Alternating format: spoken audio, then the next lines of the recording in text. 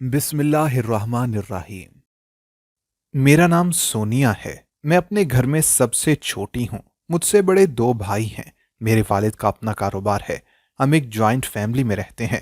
تایا اور چچا نیچے والے پورشن میں رہتے تھے اور ہم اوپر والے پورشن میں، جب تک دادا دادی زندہ تھے۔ اس لیے گھر میں صبح کا کھانا سب مل جل کر کھاتے تھے۔ ان کے بعد تینوں بھائیوں نے اپنا اپنا کچن الگ کر لیا تھا۔ ہمارے گھر میں سب مل جل کر بہت محبت سے رہتے تھے اور کبھی گھر میں لڑائی ہی نہ ہوئی تھی۔ میرے ابا کی شادی تایا کی شادی کے 1 سال بعد ہوئی تھی، مگر تایا کی اولاد پہلے نہ ہو سکی تھی۔ اس لیے پورے خاندان میں میرا بھائی سب سے بڑا تھا اور خاندان بھر کا لاڈلا تھا۔ ہمارے گھر والوں کی یہ عادت تھی کہ کبھی کسی فقیر یا سائل کو خالی ہاتھ نہیں جانے دیا تھا۔ میں بچپن سے دیکھتی آ رہی تھی کہ ایک فقیر ہر مہینے بعد اپنی بیٹی کو ہمارے گھر لے آتا تھا۔ وہ کسی سے بھیک نہیں مانگتا تھا، صرف میرے ابو سے بات کر کے اور ان سے تھوڑے بہت پیسے لے کر چلا جاتا تھا۔ اس فقیر کی بیٹی بہت خوبصورت تھی اور مجھے وہ بہت اچھی لگتی تھی۔ جب وہ اپنے باپ کے ساتھ ہمارے گھر آتی تو میں اور میرا بھائی اس کے ساتھ کھیلنے لگ جاتے تھے۔ ایک دن ابو نے ہمیں اس کے ساتھ کھیلتے دیکھ لیا تو ہمیں جھڑک دیا اور کہا کہ فقیروں کے بچوں کے ساتھ نہیں کھیلتے، یہ گندے ہوتے ہیں۔ حالانکہ وہ لڑکی اگرچہ فقیر تھی مگر اس کا حلیہ نہایت صاف ہوتا تھا۔ وہ کہیں سے بھی فقیر نہیں لگتی تھی، مگر ابو نے اس دن کے بعد سے اس بچی اور فقیر کا داخلہ گھر میں منع کر دیا۔ مجھے لگا کہ بس اب یہ بات یہیں ختم ہو جائے گی، مگر ابو اکثر اس فقیر سے گلی کے باہر ملتے رہتے تھے اور اسے پیسے بھی دیتے تھے۔ کئی دفعہ جب میں ابو کے ساتھ بازار یا اسکول جا رہی ہوتی تھی، وہ فقیر اچانک کہیں سے نکل آتا تھا اور ابا ایک طرف جا کر اسے ڈھیر سارے پیسے دے دیتے تھے۔ یہ سلسلہ میرے بچپن سے چلتا آ رہا تھا۔ مجھے کبھی سمجھ نہیں آئی کہ میرے ابو اس فقیر پر اس قدر مہربان کیوں تھے، وہ کیوں اتنے پیسے اس فقیر کو دیتے تھے۔ خیر، میں بڑی ہونے لگی تو ہم نے وہ علاقہ ہی چھوڑ دیا تھا اور کسی اور جگہ آ کر رہنے لگے تھے۔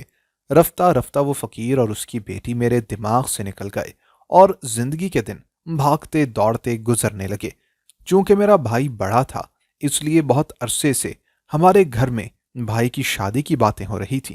میرا بہت شوق تھا کہ میں اپنی مرضی کی لڑکی سے بھائی کی شادی کروں، مگر حیرت کی بات یہ تھی کہ جب بھی بھائی سے شادی کی بات کی جاتی، وہ کہتا کہ مجھے ابھی تھوڑا وقت چاہیے، میں فی الحال بزنس کو وقت دینا چاہتا ہوں، یا پھر کہتا کہ ابھی میرا شادی کا موڈ نہیں۔ یوں کرتے کرتے 3 سال بیت گئے تھے۔ ہم جو رشتہ بھی بھائی کے لیے لاتے، وہ لڑکی دیکھے بغیر انکار کر دیتا۔ مجھے اب بھائی پر شک ہونے لگا کہ کہیں وہ کسی لڑکی کو پسند تو نہیں کرتا، کیونکہ میں نے اکثر رات کے وقت اسے ٹہلتے ہوئے دیکھا تھا۔ وہ کسی سے ساری ساری رات فون پر بات کرتا تھا۔ ایک دن مجھے رات کے وقت پیاس لگی تو میں پانی پینے کے لیے کچن کی طرف گئی تو بھائی کے کمرے کی بتی جل رہی تھی۔ ان کے کمرے سے اس کے بولنے کی آواز آ رہی تھی۔ مجھے تجسس ہوا تو میں ان کے دروازے کے باہر کان لگا کر کھڑی ہو گئی۔ بھائی فون پر کسی لڑکی کے ساتھ ہی بات کر رہا تھا۔ وہ کہہ رہا تھا، گھر میں اگر کسی سے میں نے یہ ذکر کیا کہ مجھے ایک ایسی لڑکی سے شادی کرنی ہے جس کا خاندان فقیر ہے تو کوئی نہیں مانے گا، لیکن میں پھر بھی تم سے ہی شادی کروں گا، میں اپنے گھر والوں کو منا لوں گا، تم فکر نہ کرو۔ یہ سن کر میرے پیروں تلے سے زمین نکل گئی۔ میرا بھائی ایک فقیرنی کے چکر میں تھا۔ اگر گھر میں کسی کو پتا چلتا تو یقیناً ہنگامہ کھڑا ہو جاتا۔ ہمارا خاندان بہت اونچا تھا اور معاشرے میں ہماری بہت عزت تھی۔ اگر بھائی کسی فقیرنی سے شادی کر لیتا تو ہماری بہت بدنامی ہوتی۔ میں بہت فکر مند ہو گئی تھی۔ مجھے جلد از جلد کچھ سوچنا تھا۔ میں اپنے خاندان کو اتنی مشکل میں نہیں ڈال سکتی تھی۔ اگلے دن جیسے ہی میرا بھائی باہر نکلا، میں بھی اس کے پیچھے پیچھے چلنے لگی کہ دیکھوں تو صحیح کہ کون ہے وہ لڑکی جس نے میرے بھائی کو اپنے جال میں پھنسا رکھا ہے۔ چلتے چلتے بھائی ایک فقیروں کی بستی میں پہنچ گیا۔ مجھے ایسا لگا کہ جیسے میں نے یہ جگہ پہلے بھی دیکھ رکھی ہے، لیکن یاد نہیں آ رہا تھا کہ کہاں دیکھی ہے یہ جگہ۔ خیر، میرا بھائی ایک جھونپڑی کے اندر چلا گیا۔ تھوڑی ہی دیر کے بعد جھونپڑی سے جو شخص باہر نکلا، اسے دیکھ کر میرے ہوش فنا ہو گئے۔ میں اس شخص کو پہلی ہی نظر میں پہچان چکی تھی۔ وہ وہی فقیر تھا جو سالوں پہلے ابو سے پیسے لینے ہمارے گھر تک آ جاتا تھا۔ میں حیران تھی کہ بھائی اس کے پاس کیا کرنے آیا ہے۔ کچھ دیر کے بعد جو لڑکی بھائی کے ساتھ اس جھونپڑی سے نکلی، उसे देखकर मेरा दिल चाहा कि रोने लग जाऊं। वो वही लड़की थी जो बचपन में हमारे घर आती थी। अब मुझे सब याद आ गया। मैं बचपन में कई बार अब्बू के साथ इस जगह पर आई थी। वो इस फकीर को पैसे देने के लिए आते थे। मुझे इस बात पर झटका लगा कि भाई के साथ उस लड़की का राबिता कब और कैसे हुआ। मेरा भाई इस लड़की से कैसे मिला। अभी मैं इन्हीं सोचों में मगन थी कि वो दोनों वहां से चले गए। मेरा भाई उस लड़की को लेकर बाजार चला गया था। उसने उस लड़की को ढेर सारी शॉपिंग करवाई और वापस छोड़ने भी आया। मैं मुसलसल दोनों के पीछे थी और उनको एहसास नहीं था कि कोई उनका ताक़ुब कर रहा है। मुझे अपने भाई पर हैरत थी कि वो जानता तो है कि हमारा खानदान किस किस्म का है, इसके बावजूद वो उस लड़की के चक्कर में पड़ गया। घर में कोई भी उस फकीर खानदान में रिश्ता करने पर हरगिज राजी ना होता। मैंने 3-4 दिन मुसलसल भाई का पीछा किया और ये जानकर मुझे काफी दुख हुआ कि मेरा भाई उस लड़की के मामले में काफी आगे बढ़ गया है। अब तो उसने घर में जिद कर दी थी कि वो उसी लड़की से शादी करेगा। एक दिन मैं उस लड़की से मिलने उसकी बस्ती में चली गई। मैंने जाकर उसे कहा कि वो मेरे भाई से दूर रहे। हम किसी फकीरनी के साथ अपने भाई की शादी हरगिज नहीं करेंगे। मैंने उसे बहुत सारी बातें सुनाई, मगर वो मेरी बातों के जवाब में सिर्फ हंसती रही। और जब मैं जाने लगी तो उसने कहा कि तुम जो मर्जी कर लो, अब तो मैं तुम लोगों की जिंदगियों में दाखिल हो ही गई हूं और बहुत जल्द घर में भी आ जाऊंगी। जब पूरे खानदान को पता चला कि मेरा भाई एक फकीर लड़की से शादी करना चाहता है तो सब ने मना कर दिया और भाई को बहुत समझाया। लेकिन फिर मेरे भाई की जिद पर सब मान गए सिवाय अब्बू के। अब्बू ने भाई को घर से निकालने की धमकी दे दी। एक दिन वो लड़की घर आई और कहने लगी कि मुझे अपने वालिद से मिलवाओ, मैं खुद उनसे बात कर लेती हूँ, वो मुझे मना नहीं करेंगे। हमें हैरानी हुई कि भला वो कैसे अब्बू को मना कर सकती है, वो तो किसी की भी नहीं सुनते। खैर, हमने उसे बता दिया कि अब्बू ऊपर वाले कमरे में मौजूद हैं। वो अब्बू से बात करने के लिए उनके कमरे में चली गई। हमें यकीन था कि अब्बू नहीं मानेंगे, भला वो उस लड़की की बात क्यों मानेंगे और अपने बेटे की शादी एक फकीर खानदान में आखिर क्यों करेंगे। पता नहीं उस लड़की और अब्बू में क्या खास बात हुई, मगर जब वो नीचे आई तो मुस्कुरा रही थी। थोड़ी ही देर के बाद अब्बू भी नीचे आ गए और उस लड़की की भाई से शादी का ऐलान कर दिया। जिसने भी सुना उसने हैरत का इजहार ही किया, मगर भाई बहुत खुश था। शादी की तैयारी भी सारी उन दोनों ने मिलकर की थी। बहुत जल्द वो फकीरनी मेरी भाभी बनकर आ गई। उसका नाम माहम था। वो जब से घर में आई थी मेरे अब्बू चुप चुप से हो गए थे, हर वक्त परेशान रहते थे। मेरी भाभी मुझसे बहुत प्यार से पेश आती थी, जबकि मैं उससे दूर भागती थी। मुझे वो बिल्कुल भी अच्छी न लगती थी, क्योंकि उसकी हरकतें काफी मशकूक थीं। वो सिर्फ अब्बू के ही आगे पीछे फिरती थी, बहाने बहाने से उनके सामने जाकर उनको मुखातिब करती थी। वो रोज सुबह सैर के बहाने कहीं चली जाती थी। मुझे शक था कि वो घर की कीमती चीजें सैर के बहाने अपने घर वालों को देती होगी। अब तो उसने भाई को भी पूछना छोड़ दिया था, उससे बात तक न करती थी और वो बेचारा परेशान होता कि मैंने ये क्या किया है। अक्सर मैं अपने कमरे से बाहर निकलती तो उसे अब्बू के कमरे की तरफ जाते हुए देखती। कभी खाना ले जा रही होती, कभी चाय और कभी कुछ और। मेरे अब्बू जो किसी को अपने आगे बोलने तक ना देते थे, उस लड़की के सामने तो जैसे उन्हें सांप सूंघ जाता था। वो लड़की जो कहती थी वो चुप करके मान जाते थे। एक दिन हम सबका पिकनिक पर जाने का प्रोग्राम बन रहा था। मेरी भाभी ने एकदम कहा कि कोई भी पिकनिक पर नहीं जाएगा। मेरी मर्जी के बिना अब से इस घर में कुछ भी ना होगा। अब से इस घर के सारे फैसले मैं किया करूंगी। मैंने चिल्लाकर कहा कि तुम कौन होती हो इस घर के फैसले करने वाली, अपनी हद में रहो तुम। वो मुस्कुराते हुए कहने लगी, जैसे तुम इस घर की बेटी हो वैसे ही मैं भी हूं। क्यों अब्बू? उसने दुलार से अब्बू की तरफ देखा तो वो घबरा गए। कहने लगे, बिल्कुल मां, हम भी मेरी बेटियों जैसी है, इसका फैसला सब मानेंगे। मुझे अब्बू पर अब बहुत गुस्सा आया कि आखिर वो माहम को कुछ कहते क्यों नहीं, उससे इतना डरते क्यों हैं। एक दिन सब घर वाले किसी शादी पर गए हुए थे। मेरी तबीयत ठीक नहीं थी, इसलिए मैं घर पर ही रुक गई। कुछ देर के बाद मुझे प्यास लगी तो मैं पानी पीने के लिए कमरे से बाहर आ गई। किचन की तरफ जाते हुए मैंने माहम को देखा। वो चोरों की तरह इधर उधर देखती हुई अब्बू के कमरे की तरफ जा रही थी। मुझे खटका महसूस हुआ कि अब्बा तो घर नहीं, پھر یہ کیوں وہاں جا رہی ہے؟ کچھ دیر کے بعد میں نے اسے نکلتے دیکھا تو اس نے اپنے دوپٹے میں کچھ چھپا رکھا تھا۔ وہ اسی طرح وہ چیز چھپائے گھر سے باہر چلی گئی۔ میں نے سوچا کہ اس کا پیچھا کروں اور جا کر دیکھوں کہ وہ کس سے ملنے گئی ہے، مگر بخار کی وجہ سے میرے جسم میں اتنی طاقت نہیں تھی کہ میں اس کا پیچھا کرتی، اس لیے سوچتے ہوئے اپنے کمرے میں آ گئی۔ مجھے شک ہوا کہ اس نے کوئی بہت ہی قیمتی چیز ابو کے کمرے سے اٹھائی ہے۔ ماہم کے بارے میں اب تک جتنا میں نے اندازہ لگایا تھا وہ یہ تھا کہ شاید ہمارے گھر وہ کسی خاص مقصد سے آئی ہے۔ وہ گھر میں ہر وقت کوئی نہ کوئی ہنگامہ مچائے رکھتی تھی اور گھر کا ماحول خراب کر کے اسے جیسے خوشی ملتی تھی۔ آخر وہ ایسا کیوں کرتی تھی؟ مجھے کچھ سمجھ نہیں آتا تھا۔ آئے دن وہ اپنے باپ یعنی اس فقیر کو اپنے گھر بلا لیتی اور دونوں باپ بیٹی ہم سب گھر والوں کا دل چلاتے۔ میرا بھائی اس کے پیار میں مکمل طور پر اندھا ہو چکا تھا اور اسے کچھ بھی نہ کہتا تھا۔ کچھ روز کے بعد دوپہر کے وقت سب گھر والے سو رہے تھے جب میں نے ماہم کو دیکھا۔ اس نے فقیروں جیسا حلیہ بنا رکھا تھا۔ کچھ دیر کے بعد وہ گھر سے باہر چلی گئی۔ آج میں نے بھی فیصلہ کر لیا تھا کہ کچھ بھی ہو جائے اس کا پیچھا کروں گی۔ میں نے اس کا تعاقب شروع کر دیا۔ وہ اپنے فقیر باپ کے ساتھ اس علاقے میں چلی گئی جہاں میرے ابو کا دفتر تھا۔ میں ایک طرف چھپ کر دیکھنے لگی کہ اب وہ کیا کرتی ہے۔ اس نے اس علاقے میں جا کر بھیک مانگنا شروع کر دی۔ میرا سر چکرا کر رہ گیا کہ یہ یہاں یہ کرنے آتی ہے۔ کچھ ہی دیر کے بعد جب میرے ابو دفتر سے نکلے تو اسے یوں دیکھ کر پریشان ہو گئے۔ پتہ نہیں وہاں کیا بات چل رہی تھی۔ اتنی دور سے مجھے آواز سنائی نہیں دے رہی تھی، مگر اندازہ ہو رہا تھا کہ ابو سخت غصے میں تھے۔ میں خوش ہوئی کہ چلو اس لڑکی کو اب ڈانٹ تو پڑے گی۔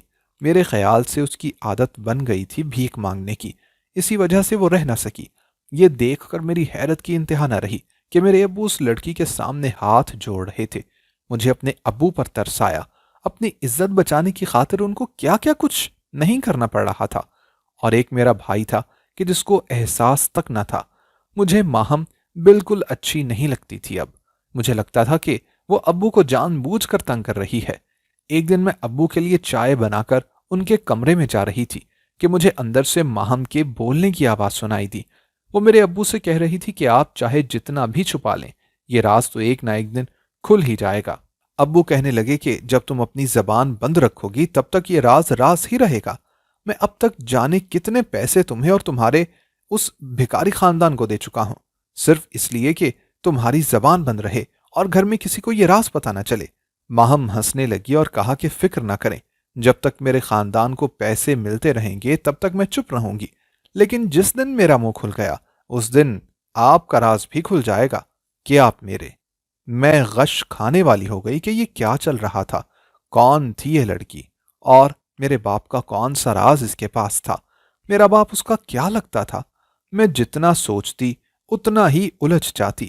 ایک دو بار بھائی سے بھی کہا کہ اپنی بیوی کو کچھ تمیز سکھاؤ، کیونکہ وہ ابو سے بڑی بدتمیزی سے بات کرتی تھی، مگر بھائی الٹا مجھے ڈانٹنے لگ جاتا کہ میں نے اس کو کبھی بھابھی سمجھا ہی نہیں۔ حیرت انگیز بات یہ تھی کہ اس کی ہمارے خاندان سے بالکل بنتی نہ تھی، مگر وہ اکثر تایا اور چچا کے پورشن میں ان لوگوں کے ساتھ جا کر گپ شپ لگاتی رہتی تھی، اور یہ بات مجھے مزید تیش دلاتی تھی۔ ایک دن اس کا فقیر باپ اس سے ملنے کے لیے آیا تو میں نے اسے بے عزت کر کے گھر سے نکال دیا۔ ماہم کو پتہ چلا تو اس نے ہنگامہ مچا دیا اور مجھے تھپڑ مار دیا کہ میں نے اس کے باپ کی بے عزتی کیوں کی۔ مجھے امید تھی کہ ابو میرے حق میں ضرور بولیں گے، مگر وہ چپ رہے کیونکہ ماہم نے انہیں آنکھوں ہی آنکھوں میں اشارے سے منع کر دیا تھا کہ وہ کچھ نہ کہیں، اور ابو کچھ بولتے بولتے خاموش ہو گئے۔ اب تو مجھے اس ماہم سے بے انتہا نفرت ہو گئی تھی۔ دل چاہتا تھا کہ اسے آگ لگا دوں۔ ابو اس کی حمایت کیوں کرتے تھے؟ اس بات کا تجسس مجھے مجبور کرنے لگا کہ میں اس کا راز پتہ لگاؤں۔ میں سوچنے لگی کہ اس کے خلاف کوئی منصوبہ بناؤں یا اس کی کوئی کمزوری ڈھونڈوں تاکہ اسے اس گھر سے نکلوا سکوں۔ اس کا پیچھا جب بھی کیا کوئی فائدہ نہ ہوا، کیونکہ وہ اپنے فقیر خاندان میں ہی جاتی تھی اور کہیں نہیں، اور اپنے کمرے کو وہ تالا لگا کر رکھتی تھی۔ میں نے بہت مرتبہ کوشش کی کہ اس کی کمرے میں جا کر کوئی سراغ تلاش کروں کہ وہ کون ہے، کیوں اور کس نیت سے اس گھر میں آئی ہے، اس کا مقصد کیا ہے، کیونکہ بھائی سے شادی تو اس کا مقصد نہیں تھا، اتنا میں سمجھ چکی تھی۔ مجھے ماہم بہت پراسرار لگتی تھی۔ ایک دن میں نے اس کے لیے چائے بنائی اور اسے دینے گئی تو وہ بہت خوش ہوئی اور مجھ سے باتیں کرتے ہوئے ساری چائے پی گئی۔ چائے میں نے نیند کی گولیاں ملائی تھیں تاکہ وہ بے ہوش ہو جائے۔ کچھ ہی دیر میں وہ ہوش و حواس سے غافل ہو گئی تو میں نے اس کی کمرے کی تلاشی لینا شروع کر دی۔ مجھے کسی ایسے ثبوت کی تلاش تھی کہ جسے میں اس کے خلاف استعمال کر سکتی تھی۔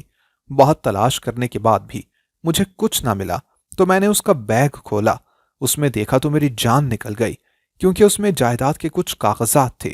میں نے وہ پڑھے تو وہ ہوش و حواس گم کر دینے کے لیے کافی تھے، کیونکہ اس پر میرے ابو کے دستخط بھی تھے۔ اس کے بیگ میں کچھ اور نہ ملا تو میں نے وہ پراپرٹی کے کاغذات لیے اور ابو کے پاس آئی۔ میرے خیال سے اس نے ابو سے دھوکے سے دستخط کروا کے جائیداد اپنے نام کروائی تھی۔ میں بہت خوشی خوشی ابو کو وہ پیپرز واپس دینے گئی، مگر ابو نے الٹا مجھے ہی ڈانٹ دیا کہ میں نے چوری کیوں کی۔ ابو نے کہا کہ انہوں نے خود یہ پراپرٹی ماہم کے نام کی تھی۔ میرے پاس اب کوئی ثبوت نہیں تھا۔ جو ایک امید تھی وہ ٹوٹ چکی تھی۔ میں نفرت اور انتقام میں بری طرح سے اندھی ہو چکی تھی۔ ایک دن وہ تائی اماں کے پاس بیٹھی تھی کہ میں نے تائی کے کمرے سے ان کا سونے کا سیٹ چرا لیا اور ماہم کے کمرے میں رکھ دیا۔ ایک دن بعد میں خود ہی تائی اماں سے وہ سیٹ مانگنے کے لیے گئی کہ اپنی سہیلی کی شادی میں پہنوں گی۔ تائی نے جب دیکھا کہ وہ سیٹ کمرے میں نہیں ہے تو شور مچا دیا۔ سب گھر والے اکٹھے ہو گئے۔ میں نے سب کے سامنے یہ کہہ دیا کہ مجھے ماہم پر شک ہے۔ اسی کو ایک دن میں نے تائی کے کمرے سے نکلتے ہوئے دیکھا تھا۔ اس کے کمرے کی تلاشی لی گئی تو سیٹ اس کے کمرے سے ہی نکلا۔ ماہم سب گھر والوں کے سامنے جھوٹی پڑ گئی، لیکن پھر وہ ہوا جو کسی نے خواب و خیال میں بھی نہ سوچا تھا۔ ماہم نے چلا کر کہا کہ کیا اب میں اپنی ماں کا سیٹ چراؤں گی؟ اس کی بات پر ہم سب کے منہ کھل گئے کہ اس نے کیا بات کہہ دی ہے۔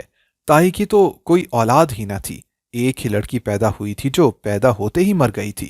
اس کے بعد سے اب تک وہ بے اولاد ہی تھی۔ میرے ابا جلدی سے آگے بڑھے اور ماہم کو خاموش کروانے لگے اور اس کی منت کرنے لگے کہ وہ چپ رہے، لیکن آج یہ لگتا تھا کہ سارے راز کھلنے والے تھے۔ ماہم نے میرے ابو کو کہا، چچا آج ساری حقیقت کھل ہی جانی چاہیے، بہت ہو گیا ہے یہ کھیل ڈرامہ، میں اب اور کچھ نہ چھپاؤں گی۔ اس کے چچا کہنے پر میں چونک گئی۔ میرا بھائی بھی حیران رہ گیا۔ ماہم میری تائی کی طرف گئی اور ان کے ہاتھ پکڑ کر کہنے لگی، آپ کی بیٹی پیدا ہوئی تھی مگر مری نہیں تھی۔ چچا نے اس بچی کو فقیروں کے خاندان کو دے دیا تھا اور آپ کو ایک مردہ بچی لا کر دی تھی۔ وہ بچی میں تھی۔ میں آپ کی بیٹی ہوں۔ مجھے کچھ سال پہلے ہی میری پرورش کرنے والوں نے بتایا تھا۔ بچپن میں آپ کا گھر دیکھا تھا، مگر جب بڑی ہوئی اور حقیقت پتہ چلی تو یہ معلوم ہوا کہ آپ لوگ وہ گھر اور علاقہ چھوڑ گئے ہیں۔ اس کے بعد میں نے آپ کو بہت ڈھونڈا اور 2 سال پہلے ہی میری ملاقات کامران سے ہوئی۔ پہلے مجھے معلوم نہیں تھا کہ یہ میرے چچا کا بیٹا ہے، مگر ایک دن جب اس نے مجھے اپنے گھر والوں کی تصویریں دکھائیں تو میں جان گئی۔ میں نے فیصلہ کر لیا کہ میں اپنا حق لے کر رہوں گی۔ پہلے تو شاید میں کامران سے شادی نہ کرتی، مگر اس گھر میں آنے کے لیے اور چچا کو سبق سکھانے کے لیے یہ بہت ضروری تھا۔ یہ اسی لیے مجھ سے ڈرتے تھے اور میری ہر بات مانتے تھے کہ میں کہیں ان کا راز نہ کھول دوں۔ میں جھوٹ نہیں بول رہی، پوچھ لیں چچا سے آپ۔ سب کی نظریں میرے ابو کی طرف اٹھ گئیں۔ میرے تایا دکھ سے پوچھنے لگے کہ کیا ماہم سچ کہہ رہی ہے؟ ابا نے خاموشی سے سر جھکا لیا، جس کا صاف صاف مطلب تھا کہ ان کا ہی سارا قصور تھا اور ماہم سچی تھی۔ زندگی میں پہلی بار مجھے اپنے ابو سے نفرت ہوئی۔ انہیں ابو کہتے ہوئے شرمانے لگی۔ مجھے سمجھ نہیں آ رہی تھی کہ وہ اتنا برا آخر کیسے کر سکتے ہیں۔ میری تائی روتے ہوئے پوچھنے لگی، ہمارے ساتھ تم نے ایسا کیوں کیا؟ میرے ابو رونے لگے، کہنے لگے، ابا ہمیشہ سے بڑے بھائی سے زیادہ پیار کرتے تھے اور مجھے اس بات کا شکوہ رہتا تھا کہ وہ ہمیں کم توجہ دیتے ہیں اور انہیں زیادہ۔ پھر جب بڑے بھائی اور میری شادی ہوئی تو بھی ان کی ساری توجہ بھائی اور بھابھی کی طرف ہی رہتی تھی، اور یہ بات مجھے شروع سے ہی پسند نہ تھی۔ جب بھابھی امید سے ہوئی تو ابا بہت خوش ہوئے۔ انہوں نے اعلان کر دیا کہ بھائی کی جو بھی اولاد ہوگی وہ اپنے حصے کی ساری جائیداد اس کے نام کریں گے۔ مجھے بہت حسد محسوس ہوا۔ مجھے سوچ سوچ کر غصہ آتا تھا کہ بھائی کی اولاد کو ساری دولت مل جائے گی اور ہمیں تھوڑی۔ اس لیے جب ہسپتال میں بھابھی نے بچی کو جنم دیا تو میں نے اسے فقیر خاندان کے حوالے کر دیا۔ जिन की बच्ची की वफात हुई थी, मैंने वो बच्ची भाभी को लाकर दी कि आपकी बेटी नहीं बची। मैंने उस फकीर को बहुत सारे पैसे दिए और कहा कि मेरे भाई की बच्ची की परवरिश अच्छे से करना। वो फकीर अक्सर मेरे घर मांगने आ जाता और धमकी देता कि अगर मैंने उसे पैसे ना दिए तो वो मेरे भाई और भाभी को सब कुछ सच सच बता देगा। यूं मुझे उसे ढेरों पैसे देना पड़ते। फिर तंग आकर मैंने सबको कहा कि वो मोहल्ला ही छोड़ दें। यहां आकर मुझे कभी कभी अफसोस हुआ था कि मैंने बहुत गलत किया, लेकिन अब बहुत देर हो चुकी थी। फिर जब कामरान ने उससे शादी का कहा तो मैं बहुत डर गया और मना कर दिया, मगर माहम ने मुझे धमकी दी और कहा अपने बेटे से मेरी शादी करवा दें, वरना वो अपने असल माँ बाप को सब कुछ बता देगी। मैंने मजबूर होकर उसकी शादी कर दी। माहम चाहती थी कि मैं उसे उसका हक दूं, क्योंकि भाई की जायदाद पर भी मैंने ही कब्जा जमाया हुआ था। इसलिए मैंने उसके प्रॉपर्टी उसके नाम कर दी। मैं अंदर से इतने सालों से इस गुनाह का बोझ उठाते उठाते थक गया हूं। मुझे मुआफ कर दें। मेरे अब्बू ने मेरे ताया और ताई के आगे हाथ जोड़ दिए। ये मंजर बहुत दिल दुखाने वाला था। ताया और ताई सारी उम्र औलाद के लिए तड़पते रहे थे और उनकी औलाद गैरों में पल रही थी, और ये सब करने वाला कोई और नहीं मेरा बाप था। माहम ने मेरे ताया और ताई को गले लगा लिया और कहा कि अब मैं हमेशा आपके साथ रहूंगी, कभी छोड़ कर ना जाऊंगी। मेरा भाई माहम को बहुत चाहता था। वो माहम के साथ ही ताया के पोर्शन में शिफ्ट हो गया। घर में कोई भी अब अब्बू के साथ ठीक से बात नहीं करता था। वो हर वक्त मुआफी मांगते रहते थे। आखिर एक दिन माहम के कहने पर ही ताया और ताई ने अब्बू को मुआफ कर दिया, क्योंकि माहम ने कहा था कि अब्बा जो पैसे उस फकीर को देते थे उसी से उसने अच्छी जिंदगी गुजारी है। अगर अब्बा हर महीने वो पैसे फकीर को ना देते तो आज वो भी कहीं भीख मांग रही होती, ना कि पढ़ रही होती। मैंने भी माहम से मुआफी मांगी कि मैंने उसके साथ बहुत बुरा किया। उसने मुझे भी मुआफ कर दिया। एक बार फिर हमारा घर पहले जैसा हो गया, प्यार मोहब्बत वाला। और ये सिर्फ माहम की बदौलत से था। मैं सबसे फख्र से कहती थी कि मेरी भाभी दुनिया की सबसे अच्छी भाभी है। दोस्तों, अगर आपको हमारी आज की कहानी पसंद आई हो तो लाइक करना और कमेंट करना हरगिज ना भूलिएगा। और अगर आप मुस्तकबिल में भी ऐसी कहानियां सुनना चाहते हैं तो हमारे चैनल को सब्सक्राइब करते हुए घंटी का बटन जरूर दबाइएगा। अल्लाह हाफिज।